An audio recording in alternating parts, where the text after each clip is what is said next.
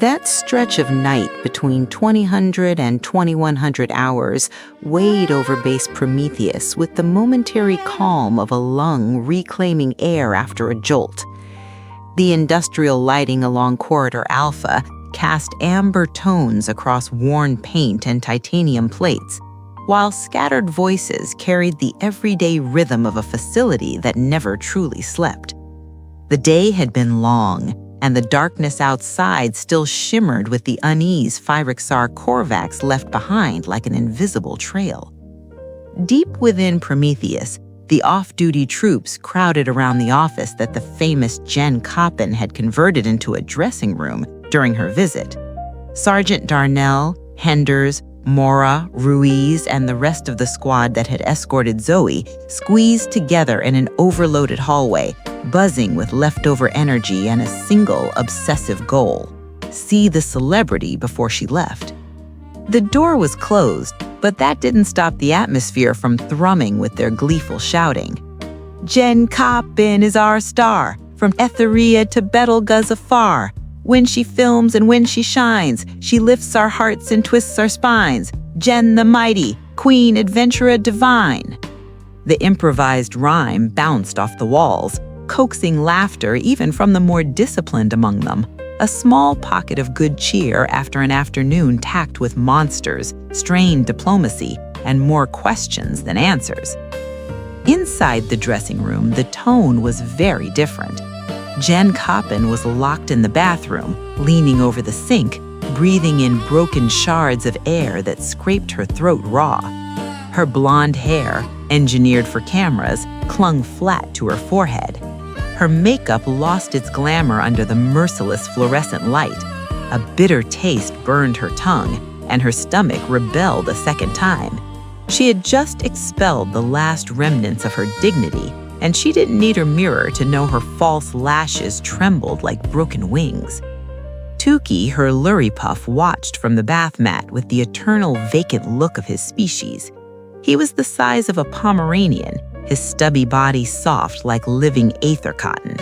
His stubby limbs ended in adhesive pads that could cling to almost any surface. His fur shimmered in shades of green with flickers of blue that pulsed softly with each breath. His eyes, two gleaming spheres that made up 2/3 of his head, never blinked. His wide little snout seemed sculpted for making indecipherable cooing noises that hovered somewhere between adorable and apathetic. Jen wiped her mouth with the back of her hand, clearing the last trace of the stomach's uprising. Trembling, she slid down the wall until she was sitting on the cold floor. She hugged her knees, her pulse hammered against her temples. Tukey, her voice was a frail, childlike thread. How did I get here, Tukey? How did I end up like this? Mommy's so tired. Mommy wants to go home and forget this strange world. Tukey tilted his head with his usual slow-motion curiosity, as if listening from a distance that didn't belong to this world or any other. The pressure in Jen's chest refused to loosen. Her media persona, that flawless porcelain vase she was forced to uphold at every moment, crushed her with a weight more brutal than any physical threat. The smile required by her contracts had become a second skin, a shining casing she no longer knew whether it hid something real or nothing at all. She felt like a brand, an avatar, a puppet animated by digital approval and other people's agendas. And the memory of Phyrexar Korvax, that cyclopic presence she had had to present almost as a hero, still crawled down her spine like an icy blade. She kept replaying the image of his jaws, capable of tearing off heads the way one splits ripe fruit. She had smiled for the cameras, though she could swear her heart had tried to escape through her mouth. The chance outside climbed up the door and slipped into the bathroom. Jen imagined hands eager to touch her, voices demanding attention, a pack of eyes clinging to her for reasons she refused to name. Her breath cracked again. She pulled Tukey into her arms and held him tightly against her chest. She used a sweet voice tinted with a kind of theatrical childishness she wasn't sure she used to soothe herself or to preserve the illusion of her own character. Mommy just needs her special little dose of happy magic powder and she'll be brand new. Isn't that right, sweet Tukey?" she whispered, rummaging through her expensive designer bag until she found a crumpled paper twist and a small sealed plastic package. Moments later, the Luripuff's soft, vacant panting was drowned beneath a long, deep nasal sound that no one in the hallway heard over their laughter and rhythmic pounding on the wall. The effect was near instant. The pressure in Jen's chest loosened like a knot untied. A freshly minted smile bloomed across her face, wide, bright, radiant. Her pupils widened with the gleam of 1,000 studio lights all switched on at once. She rose with an almost dance-like movement and pushed open the bathroom door as if the problem had never existed. On the other side, the squad erupted the instant the blonde stepped out of the dressing room, wrapped in her resurgent, effervescent energy. "Adventurers!" the influencer roared, throwing her arms up. "Thank you so much for having me in your beautiful base full of big, shiny weapons. Now who wants to go on an adventure with Adventurer Jen? Yay!" The soldiers howled like an improvised stadium. Henders nearly climbed onto Darnell's shoulders. Ruiz waved a cap like a conquering banner. Jen blew kisses, exaggerated greetings, and radiated an aura so euphoric it seemed to spill invisible light. In the middle of the frenzy, no one noticed that Tukey had climbed up the interior wall of the dressing room, using his sticky pads.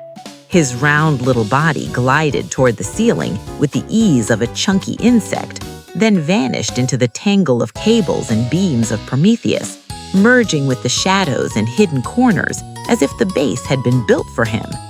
His mommy, awash in her chemical euphoria, failed to register either his existence or his existence.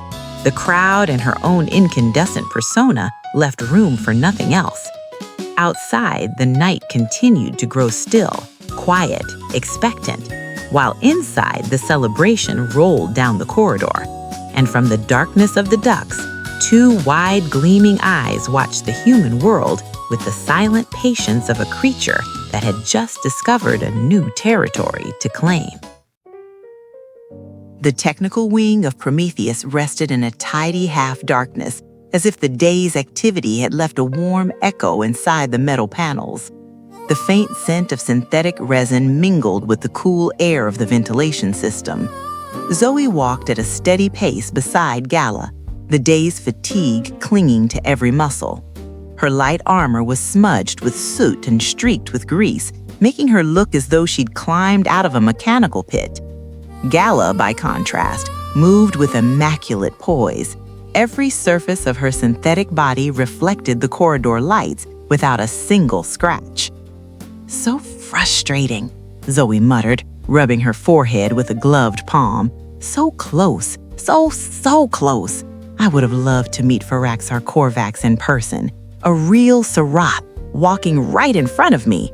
Maybe I could have, been useful for once. Maybe he'd understand and he seemed to have exactly the right connections, or the right position, or whatever." Gala tilted her head with a slight mechanical turn. "Lieutenant Zoe Vega, are you referring to the Serath commander who participated in the broadcast recording?" Zoe let out a sigh soaked in resignation. "That one. Maybe I can ask someone from the production team if they have a channel to contact Firaxar. Or maybe Jen Coppin herself. Though from what I've heard, I doubt that girl even knows where the floor is under her feet." She kept talking to herself as she walked, weaving possibilities with loose threads. Gala was the one who interrupted the wandering tangle. "Lieutenant Zoe Vega, if you no longer require assistance from Eco 25, I must proceed to my scheduled maintenance. Afterwards, I will enter rest mode." Zoe slowed her steps a little and shot her a quick glance. Yes, go. Saints and circuits, I envy you so much. You can power off whenever you want. I still have to drag myself to that awful briefing session. Nothing drains me faster than listening to a colonel ask the same question 3 times in different tones. She puffed out a theatrical breath and added with a tired, teasing lilt, "I swear this day refuses to end. It's been lasting weeks." Gala processed the statement in silence for a moment. Humans require rest to sustain adequate function. Exhaustion will degrade cognitive, motor, and emotional capacities. Rest is important even for non-human systems. No physical structure can maintain continuous operation without progressive loss. The laws of thermodynamics do not allow perpetual motion, not even for entities like me. A system that works without a pause increases its internal entropy until its stability is compromised. Zoe raised an eyebrow. "Wow, Gala, that sounded deep." But the Eco-25 continued, as if the reflection had surfaced on its own, unfiltered. "If maintenance ensures my continued function, what ensures that of humans beyond physiological rest? I analyze the difference between a technical reboot and the human experience of sleep. I do not dream, I do not generate internal narratives during my inactive cycles. Humans do, and that appears to alter your identity, soften your fears, or reorder your emotional memory. What does it mean to exist with a core that changes even while at rest, Lieutenant Vega?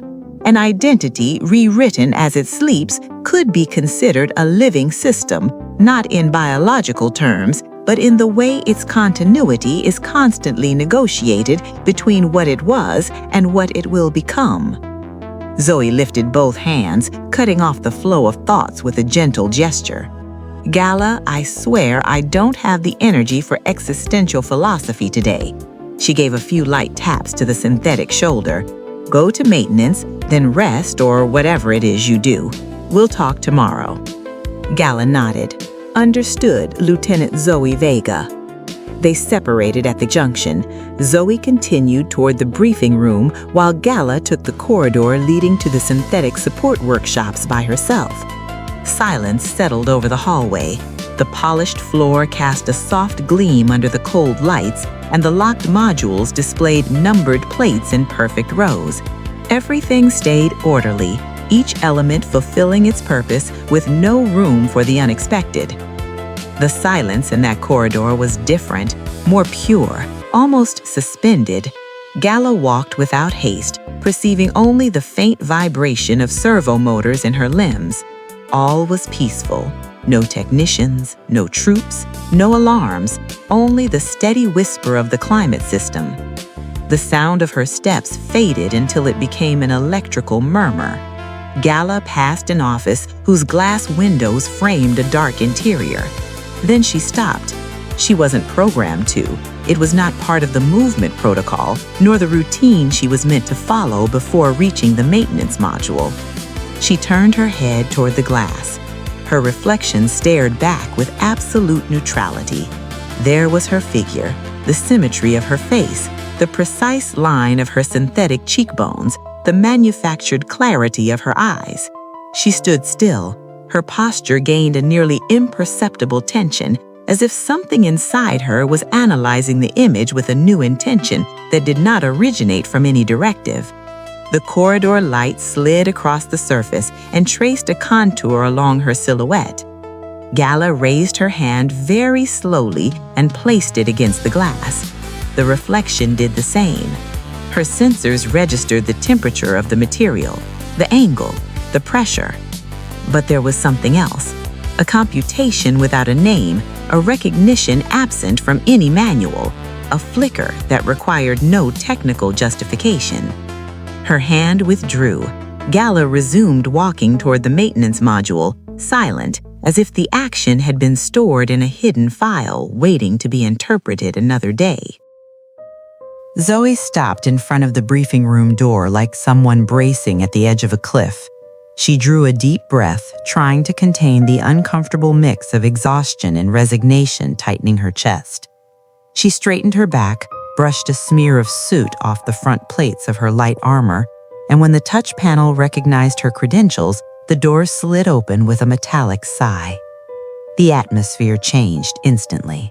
The air inside was heavier, not from the artificial climate, but from the ranks present and the stratified discipline that always radiated from a command room. Several heads turned toward her with near-synchronized precision. Their eyes swept over her dirty armor, the sweat, the tension in her posture. In contrast, the officers seated around the table wore immaculate uniforms and held expressions of contained vigilance. "Lieutenant Vega," growled a familiar voice, "reason for your intrusion." Captain Harold Madsen, her direct commanding officer. A man with a compact jaw, slicked hair, and a natural talent for weaponizing sarcasm as a regulation tool. He shot her a sharp glare that needed no words to underline his displeasure. Colonel Strickland, stationed at the head of the central table, rested his interlaced hands over the tactical desk. Tall, rigid in build, and wearing an expression that rarely strayed outside the territory between disdain and functional neutrality, he examined Zoe as though measuring every stain on her uniform. "Lieutenant," the colonel said, voice level, "explain." Zoe swallowed. "Sir, Sergeant Ward informed me that my report on the satellite mission was required. I just returned from the launch bay. I understood that I was to come directly here." A faint ripple of murmurs crossed the table. Madsen pierced her with an acid smile. "Ward interprets orders creatively, and you follow them hastily, Lieutenant Vega, an unfortunate combination." Zoe kept her gaze forward, though she felt a slight tremor in her gloved fingers. Off to the side, a lieutenant from intelligence, Marina Kessler, elegant and razor-precise, cast her a mocking glance that lasted only a second, but long enough to remind Zoe she did not belong among such polished presentations. Strickland raised a hand, and silence clicked back into place. "You are here now, Lieutenant Vega. Your report will be heard at the appropriate time. Until then, remain at attention and do not interrupt." "Yes, sir," Zoe replied, standing straighter. She found a seat in the back row, feeling the weight of dozens of eyes that no longer looked at her, but still burned across her awareness. The officer mid-report resumed speaking. Major Alan Kepler, head of internal operations, held a voice trained to balance a tower of risks while making it sound routine. "As I was saying, Colonel, the logs indicate inconsistencies in the guard rotations at the east and south access points. There are unverified intervals in which relief personnel did not match the scheduled times.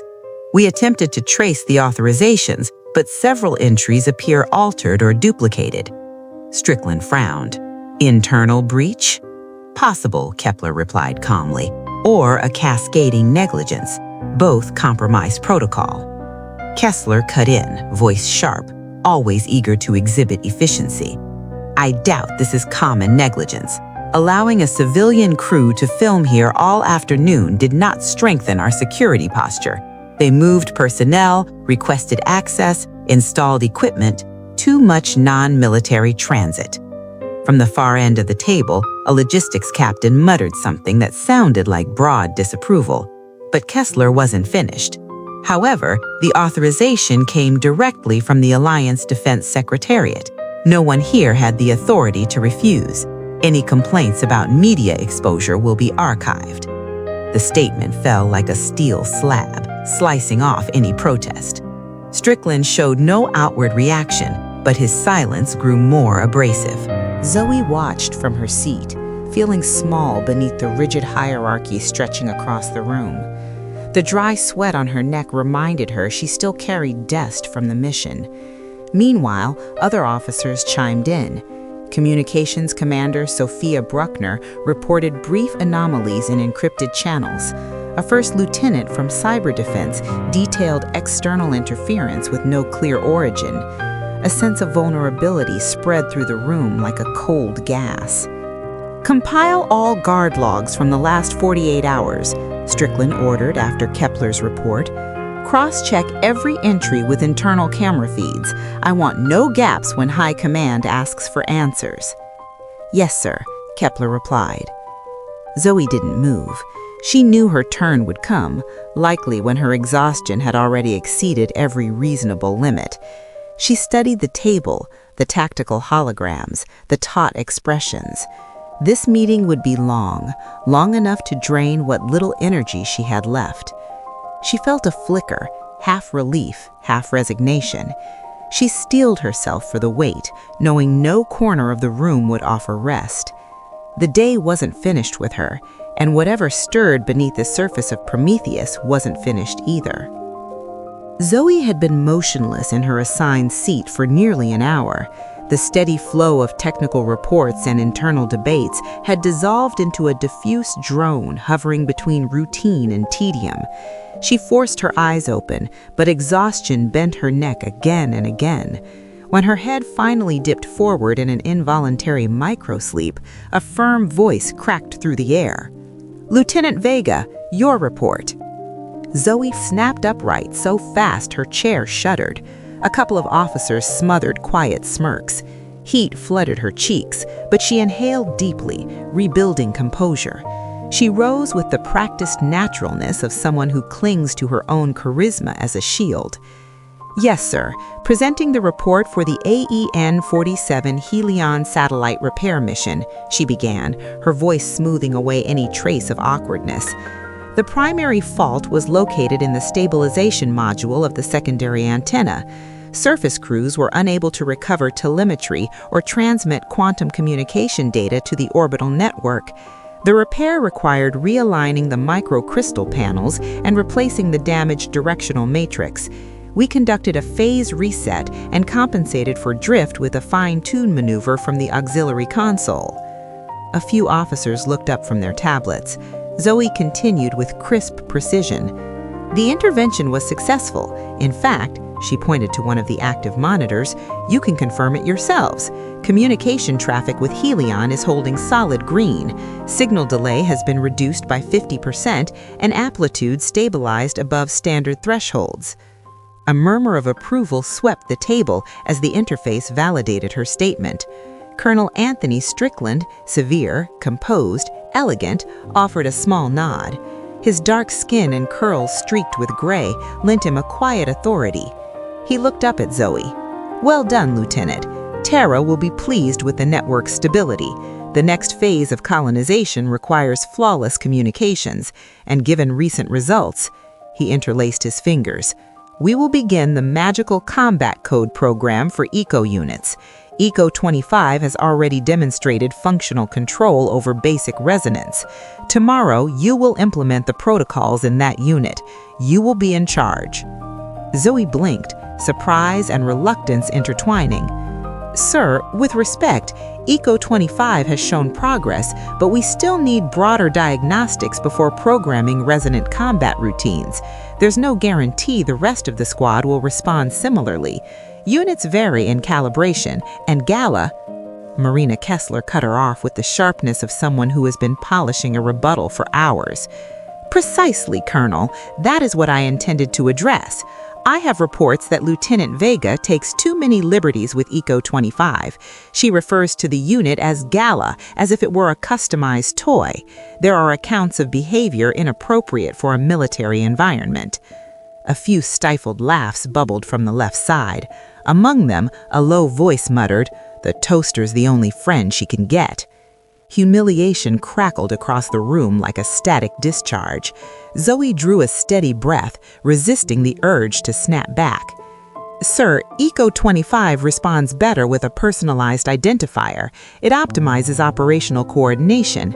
Gala is a cultural reference to the Greek myth of Galatea, a statue brought to life. It's a parallel about—" "Enough," Captain Madsen cut in, making no effort to hide his disdain. "Saying please and thank you to a machine only wastes processing cycles and increases operating costs. Efficient systems do not need sentimental embellishments." Zoe clenched her jaw but saluted properly. Strickland ended the debate with a single look. "Lieutenant Vega, you will implement the combat codes in ECO-25 at once.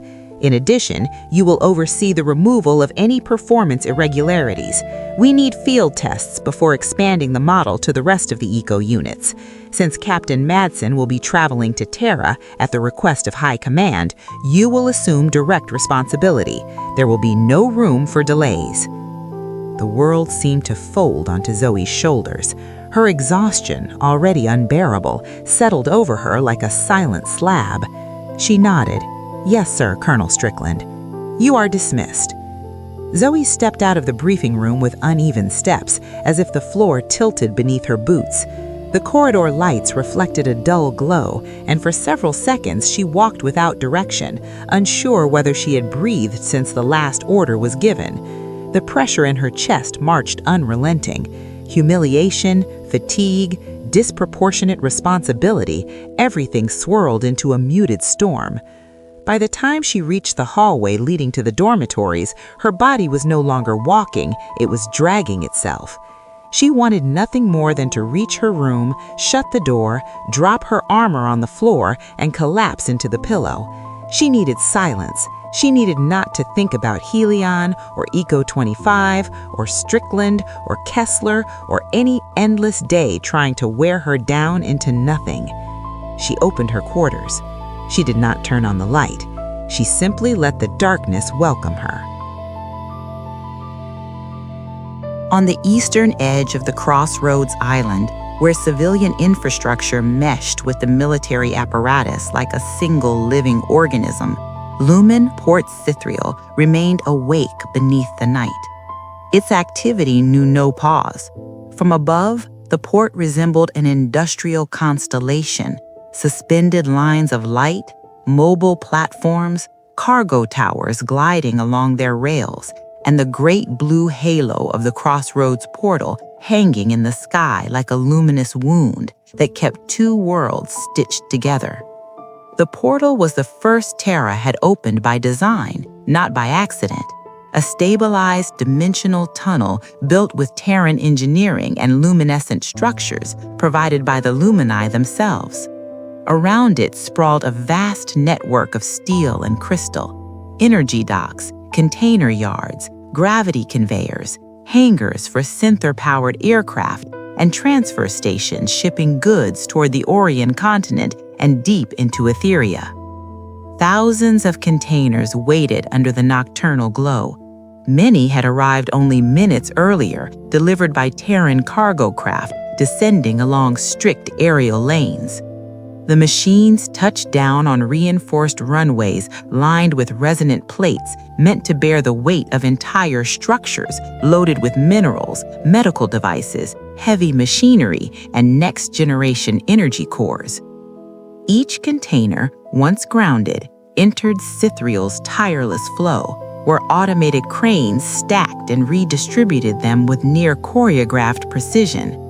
Armored mag trains snaked through underground tunnels toward internal depots, while 12 axle trucks lined up like obedient beasts awaiting their orders.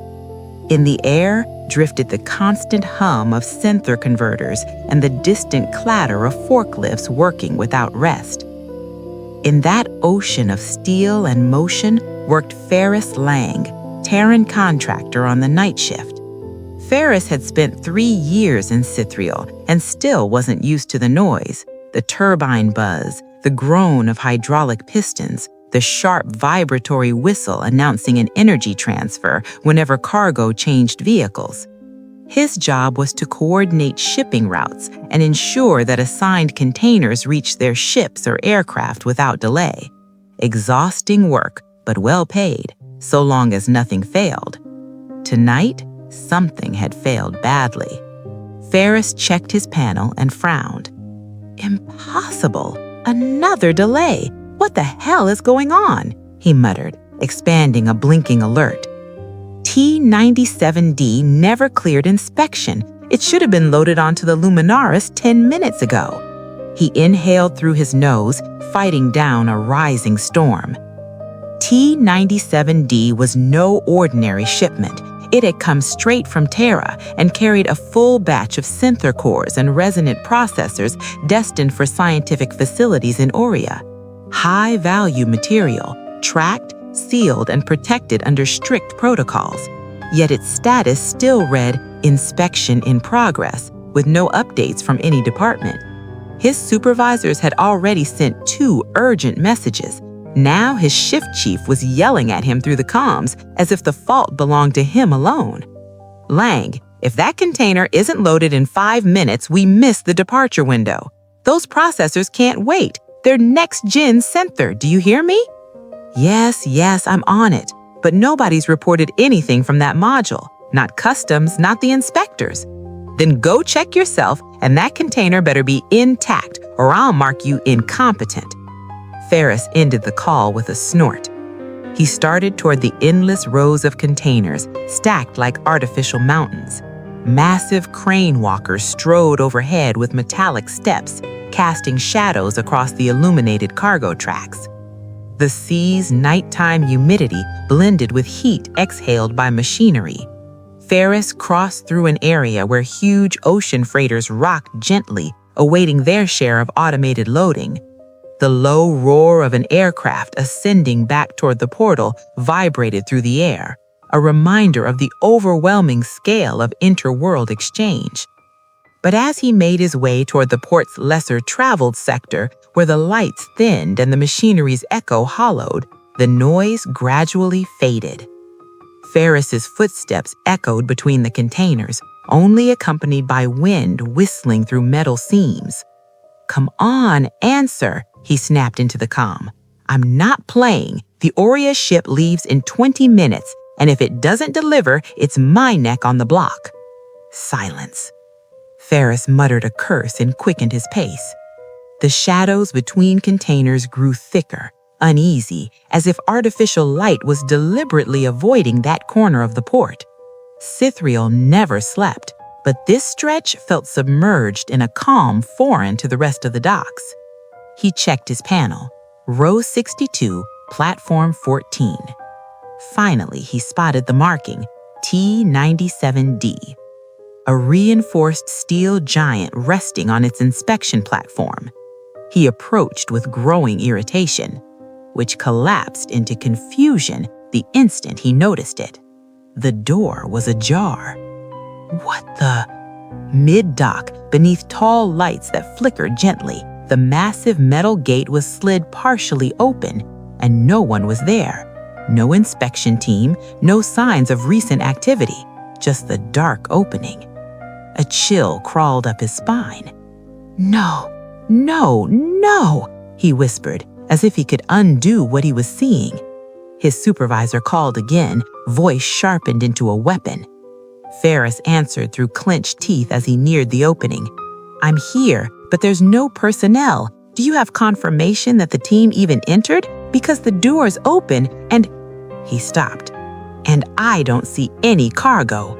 Silence on the line. Ferris didn't step inside right away. From a distance, he could see the interior, a dark rectangle barely touched by the outside light. The metal walls, usually lined with racks of Senther units and sealed processors, were bare, completely empty. A heavy drop turned in his stomach. When he finally crossed the threshold, a strange smell hit him. Not burning, not metal, not oil. Something faint, indefinable. He cleared his throat and tried to steady himself. No way. These containers are triple sealed. You need 3 authorizations to open them. Where are the inspectors? And why isn't there any sign of forced entry on the locks? His flashlight swept the vacant interior. Nothing. No crates, no packaging, no footprints. Nothing except that. At the far end of the container, hanging where a thermal control panel should have been, was something impossible. A rectangular mirror, thin-framed, fixed to the wall as if it had always belonged there. Ferris frowned, approaching with slow steps that boomed inside the hollow space. "What the hell is a mirror doing here?" he muttered before realizing he'd spoken aloud. He touched the wall around it. No brackets, no cables, no mechanism, nothing that could have mounted such an object inside a high-weight transport unit. The glass reflected his flashlight strangely, returning a glow that didn't match the angle. The reflection quivered, just for a heartbeat. Ferris stepped back. Who would hang a mirror in a cargo container, and how exactly? The air shifted. The silence thickened, something dense, expectant, unmoving. Ferris swallowed hard. The container was empty, yet he felt accompanied. At first, he dismissed it, a trick of the light, a perspective glitch. his tired mind, but the reflection in the mirror forced him to stop breathing. Ferris frowned. He felt the expression on his own face, tight, irritated, the same one he'd worn all night. But the man in the mirror didn't frown. He smiled, a slight, thin smile at first, a line that belonged to no human exhaustion. "Hello?" he whispered inadvertently, as if talking to himself. The smile widened, not with the logic of real muscles, but with an impossible stretch, drawing toward the cheeks until it broke all resemblance to a human face. The reflected skin stretched like a tearing mask. The teeth multiplied, the eyes sunk into hollow pits. The container's shadows folded inward toward the glass. Ferris stumbled back, then again. "What?" His voice cracked as he saw the creature in the mirror advance a fraction forward. Not as an image, not as a reflection, but as a body pressing against the threshold of the frame, ready to emerge. His calm vibrated. "Lang, what's going on? Why aren't you responding?" Ferris opened his mouth to answer, but what burst from the mirror was faster than speech. A distorted figure tore out of the glass with a brutal, slicing movement that ignored the boundary between matter and surface. Thin black claws, sharp as blades, sank into his shoulders and yanked him backward. The flashlight fell. So did the comm. The creature dragged him toward the glass as though it were a sheet of liquid capable of swallowing anything alive. Ferris screamed. The pain in his shoulders was searing hot, as if hooked through with barbs. He clawed for anything, for the frame, the air, a grip that wasn't there. Everything blurred when his back touched the mirror. And the mirror gave way like a membrane. The world folded. Darkness consumed him. He awoke sprawled on the container floor, gasping. The pain in his shoulders burned like open fire. When he touched them, his fingers came away wet. Blood. The wounds were real, far too real. What was that?" he choked. The flashlight lay meters away, flickering with a dying battery. He crawled toward it and aimed the beam at the far wall. The mirror remained. Motionless, silent, empty. No creature, just cold, impossible glass. Ferris looked for his comm. It wasn't there. He had dropped it, but it had vanished. He swept the beam across the container. Nothing. No device, no impact marks, no inspectors. Nothing. He tried to leave. His body demanded it. He leaned against the wall, staggered toward the opening, gripping the metal to keep from falling. Each step shocked his wounds with agony. He had advanced only a few meters when he noticed something wrong. The exit wasn't getting closer. He frowned, walked faster. 2 steps, 3, 5, 10.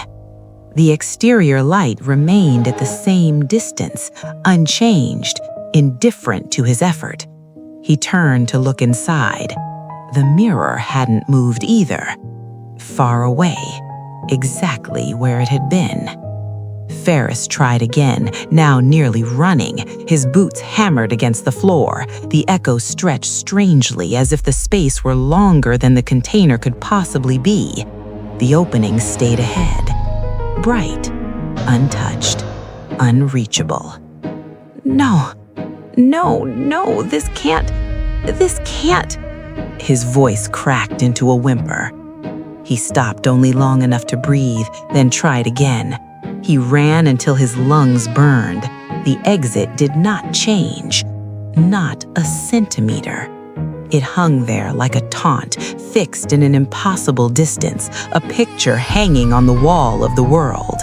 He struck the metal with his fist, screamed, "Let me out! Is anyone there? Help!"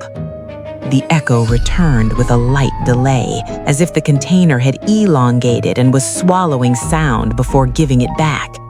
Panic peeled away his reason. He tried walking in 4 different directions. None reduced the torment. The exit stayed visible, but distant, A false promise, a luminous mockery in a space that no longer obeyed physical law. Ferris began to sob. He crawled. He tried dragging himself. He lay flat and advanced, hoping the perspective would break. Nothing. The exit stayed exactly where it was, always in sight, never within reach. Time unraveled. Minutes or hours, he couldn't tell. Blood dried on his shoulders. His throat grew raw. His legs trembled until they could no longer hold him. He collapsed to his knees, then onto his side, struggling to breathe. "Please," he whispered, unsure who he was pleading with. "Don't leave me here. Don't." The opening glowed like a distant memory. The container seemed to breathe around him, or so he believed. Ferris closed his eyes and screamed again, but he no longer knew whether anyone could hear him, or whether his voice was dissolving in a container now larger inside than all of Cythriel's port, a space where geometry had melted, and he with it. The exit stayed still, always within sight, never within reach. Night still stretched across Crossroads, but in the commercial district, darkness was never complete. Street lamps of mixed design, Terran and Lumini, spilled white and golden light over pedestrian avenues, half-closed stalls and darkened shop fronts that reflected weary silhouettes. The daytime murmur had given way to a guarded silence, broken only by the distant hum of traffic and the brush of wings through the air. Sergeant Elijah Ward of the Military Police of the Northern States Alliance, assigned to the Civil Military Liaison section of FOB Prometheus, walked with his hands resting on his tactical belt. He wore not full combat gear, but an urban service uniform, restrained, functional, its official insignia clearly visible to avoid jurisdictional confusion. Fatigue weighed behind his eyes, yet his posture remained firm, contained, as if his body remembered discipline even when his mind asked for respite. He had been sent there for one simple reason: Elijah Ward did not lose his composure, at least not in public. "Sergeant Ward, we appreciate you coming," said the man beside him, a local civil guard officer in a dark gray uniform with commercial emblems on the shoulder. "We know this isn't strictly your jurisdiction, but the situation got out of hand." Elijah nodded slowly, surveying the cordoned area. Scuff marks still marred the pavement, bits of fallen merchandise lay scattered, and a couple of security posts stood bent and crooked. "Incident between private security and Cathar civilians," he replied in an even tone. "According to the preliminary report, there was a disturbance of public order, a physical altercation, and," he made a vague gesture, "an unconventional escape. No serious injuries. It falls outside my primary responsibilities." He meant it. This should have been resolved through civil mediation, compensation, and a few internal sanctions, nothing that justified military police involvement. The guard cleared his throat before speaking. "The problem, Sergeant, is that given the nature of the incident, we suspect the involvement of a resonant." Elijah paused. "A resonant?" he repeated. "Look, officer, I'm no expert in," he searched for the word, "those things. I was never much of a video game kid."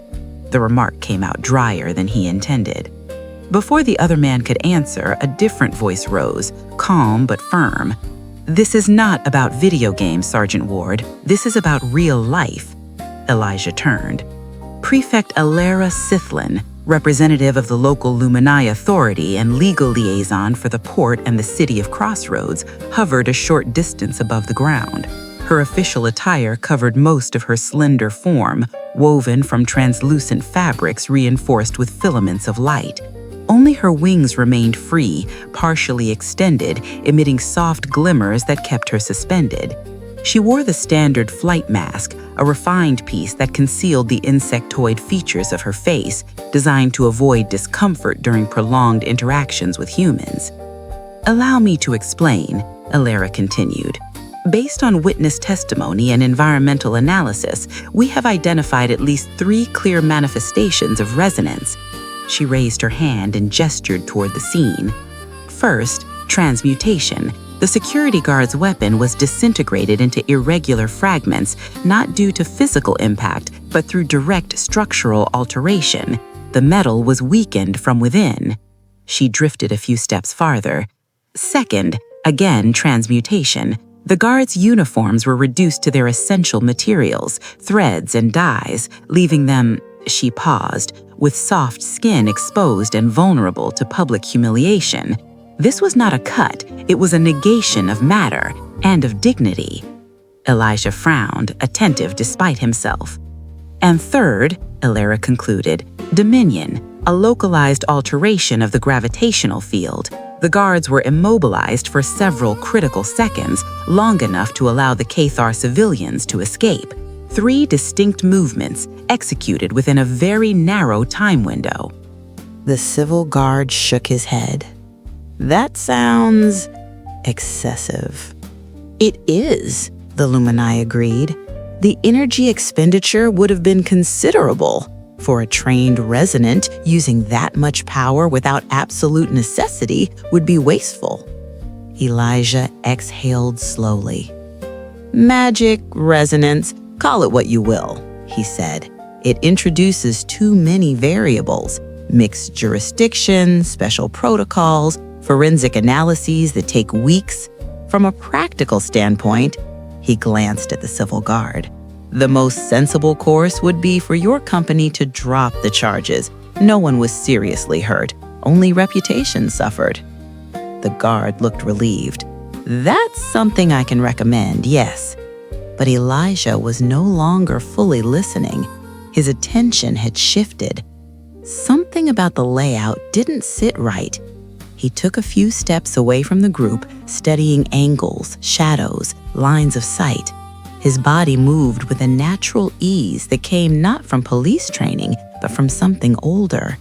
He had grown up in mountainous country, far from cities. There he learned to read terrain before books, to hunt, to eat, to protect livestock from predators that never announced themselves. The instinct hadn't vanished, it had only been sleeping, and now it was awake. If I wanted to intervene without being seen, he murmured to himself. He moved toward a narrow side alley, partially concealed by closed awnings and a ventilation structure. From there, one could observe the entire area of the altercation without exposure to the crowd. Here, he said aloud, this is the spot. He stepped forward, and something on the ground caught his eye. He crouched and picked up a small glass object, a vial, empty. Illyra floated closer and examined it. Interesting, she said. The runes etched into the glass and the sealing technique indicate specialized manufacture. This is not a common object. It is valuable, very valuable. It should not have been abandoned here. Elijah turned the vial between his fingers, his expression focused. If resonants are as rare as they say, he remarked, one loose on the island should be stirring rumors. And it is, Illyra replied. I will speak with merchants, healers, intermediaries. The market always listens.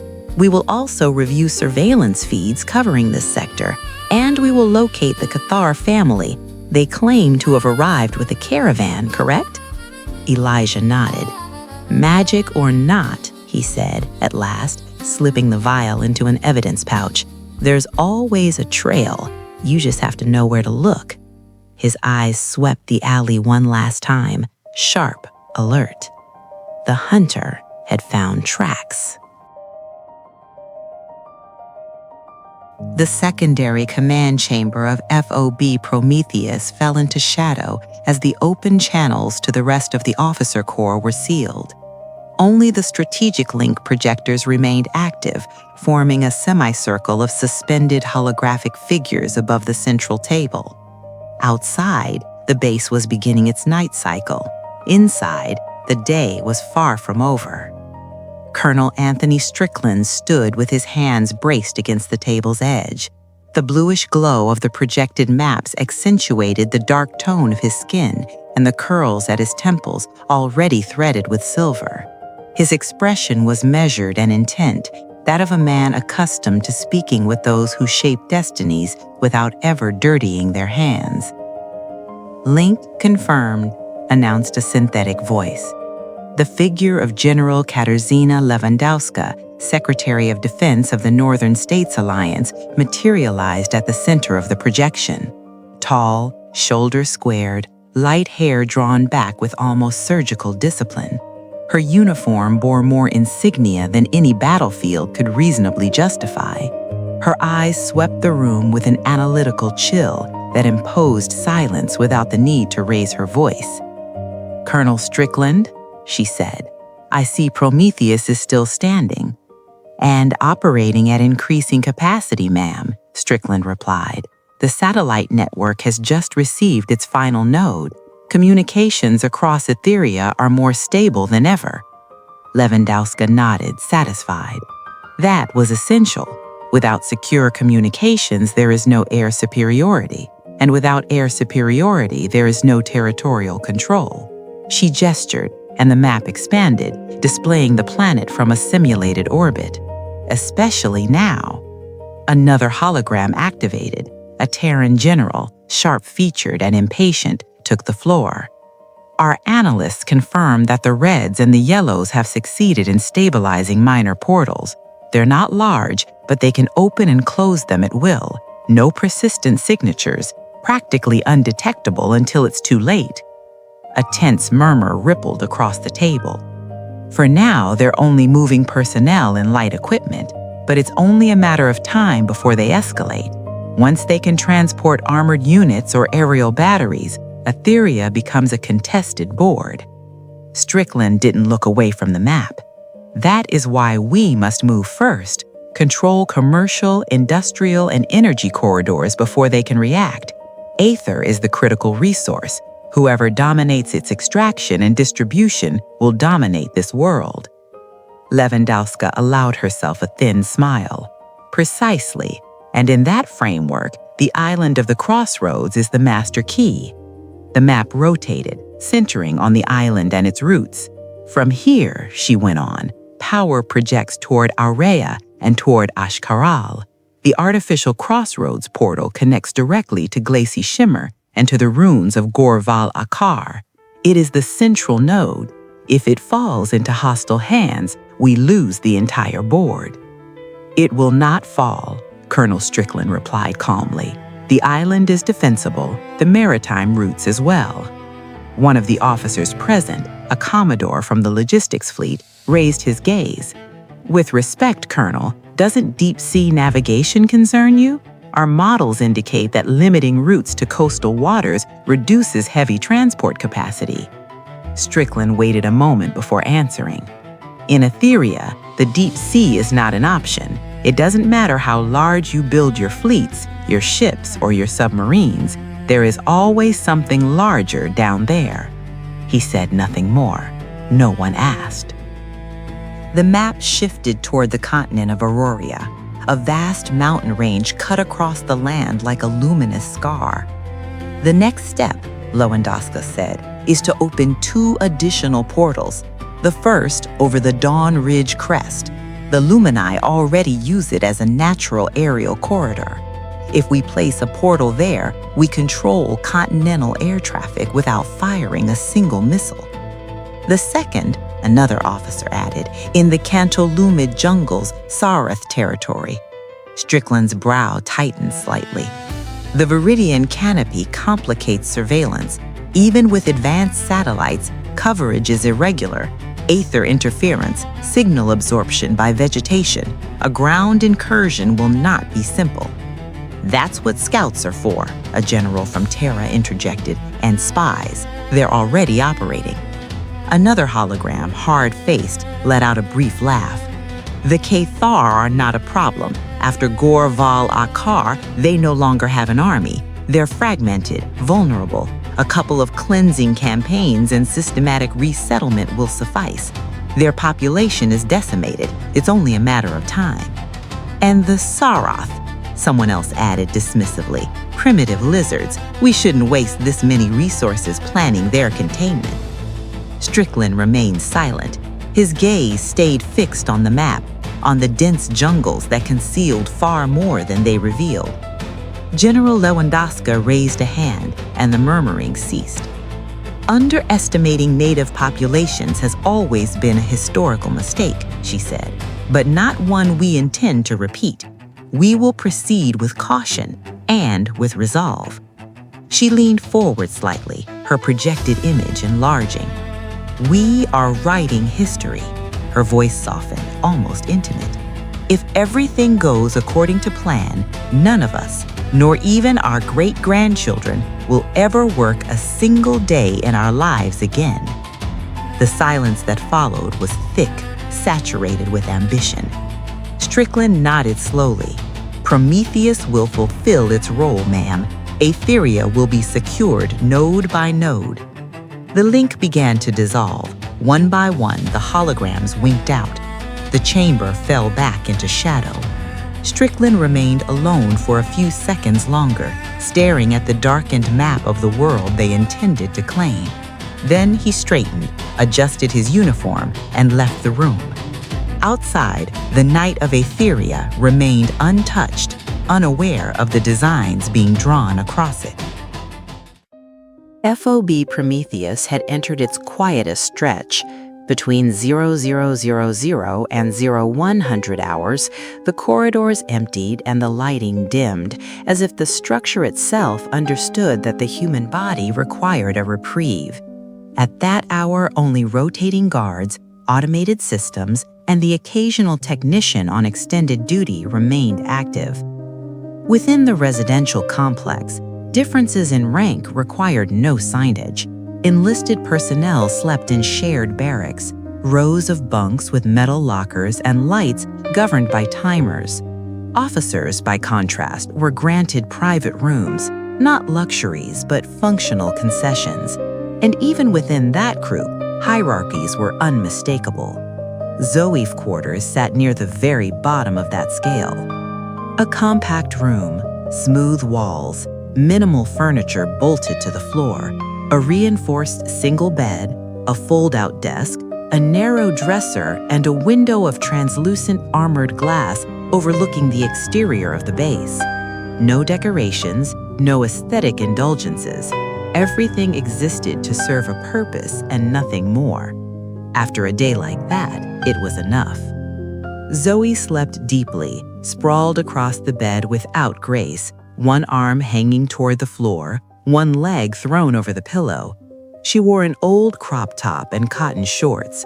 Her dark hair had escaped its bun and lay in disarray across her face. She snored with almost childlike calm, utterly detached from reports, protocols, portals, and ranks. The sound tore her from sleep. A saccharine pop melody, far too cheerful for the dead of night, spilled from the communicator resting on the dresser. Zoe stirred, muttered something unintelligible, slapped at the pillow, then jolted upright, heart racing. It took a second to place herself, another to remember who she was. She grabbed the device clumsily and blinked until the screen came into focus. Incoming call. Terra. Registered medical institution. Sleep vanished. "Mom?" she whispered before even answering. She accepted the call. "Lieutenant Zoe Vega?" said a professional, tired voice. "This is St. Bartholomew Hospital. We need to discuss an urgent matter concerning your mother." Zoe sat on the edge of the bed. The floor was cold beneath her feet. The time difference struck her with brutal clarity. In Aetheria, it was already past midnight, but on Terra, the workday was still in progress. The cycles did not align. Here, a day lasted 26 Terran hours. 400 of those cycles formed a full cycle around the local star. Time itself was misaligned between the worlds, and now she felt a drive into her like a splinter. "What happened?" she asked, holding her breath. "Is she okay?" There was a brief pause on the other end. Your mother has experienced new episodes. She has repeatedly assaulted medical and nursing staff over the past several weeks. Our facilities are not equipped to manage a condition of this severity. Beginning next month, we will no longer be able to care for her here." Zoe raised her free hand to her mouth. "No, please, wait. She gets nervous, yes, but if you speak to her calmly, if you don't pressure her, she improves. I've seen it. She just needs time." "Lieutenant Vega," the voice replied, firm but distant.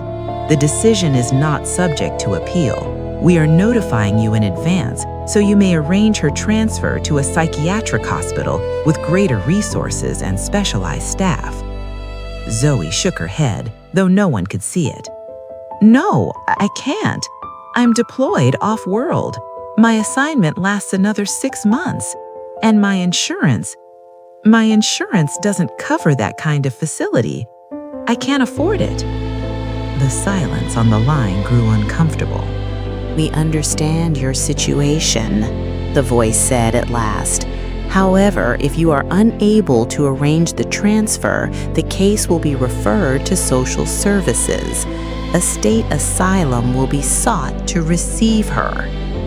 Each word drove itself into her. "No," her voice broke. "Please, don't send her to a place like that. She gets scared. She doesn't understand where she is. She thinks I abandoned her." Tears began to fall without permission, sliding down her chin and spotting the communicator. "I'm sorry, Lieutenant Vega," the voice interrupted. "This is only a notification, nothing more." The call ended. Zoe stared at the dark screen for several seconds, as if waiting for it to light up again out of mercy. When it didn't, she let the device fall onto the bed and folded in on herself. The sobbing came hard, unchecked, unproud. Since childhood, she'd imagined this world as something different. She'd grown up on stories of heroes, of portals, of adventures where good always found a way to prevail, where love, friendship, and justice were enough. Etheria was supposed to be that, a land of miracles, but it wasn't. It was another indifferent world with other rules, other skies, other moons, and the same bureaucratic cruelty as always.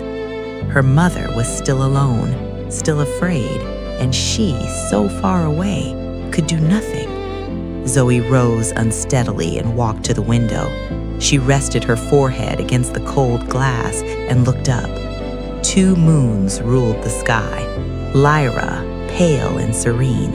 Umbra, darker, more distant. She watched them with reddened eyes.